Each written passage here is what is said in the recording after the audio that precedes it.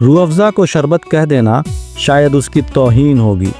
ये कोई आम पेय पदार्थ नहीं बल्कि एक रवायत है, एक विरासत है, एक इमोशन है जो बोतल से ज़्यादा दिलों में बंद रहती है।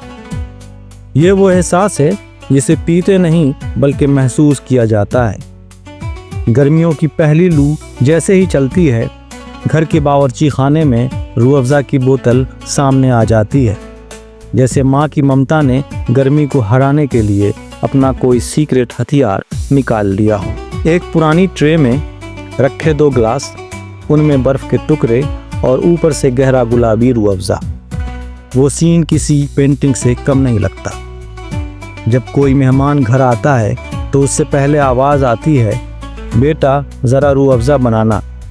माँ की वो आवाज़ सिर्फ मेहमान नवाजी नहीं, एक सम्मान है। एक गुलाबी शरबत में वो अपनापन घुला होता है जो चाय या कॉफ़ी कभी नहीं दे सकती।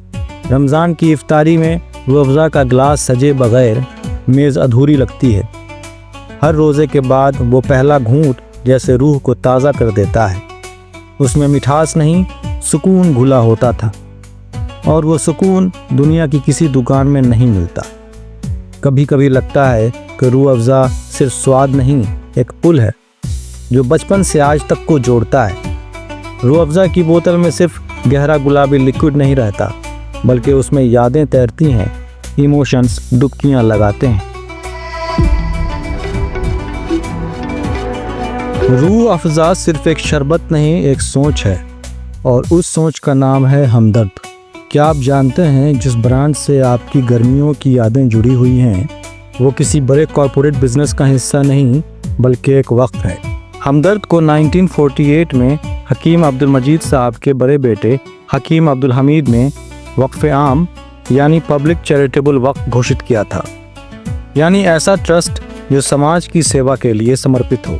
हमदर्द एक वक्फ संस्था है, लेकिन यह एक आम वक्फ की तरह नहीं बल्कि एक नॉन प्रॉफिट चैरिटेबल ट्रस्ट के रूप में काम करता है। इसका कार्य क्षेत्र है मेडिकल रिसर्च, यूनानी चिकित्सा का विकास, शिक्षा जैसे जामिया हमदर्द यूनिवर्सिटी, गरीबों की सहायता, हेल्थ केयर संस्थानों का संचालन। रूह अफ़ज़ा या हमदर्द के किसी भी प्रोडक्ट से जो भी प्रॉफिट होता है वो कंपनी के मालिकों की जेब में नहीं जाता, बल्कि सीधे हमदर्द नेशनल फाउंडेशन को जाता है, जो कि वक्फ के तौर पर समाज सेवा में लगा रहता है।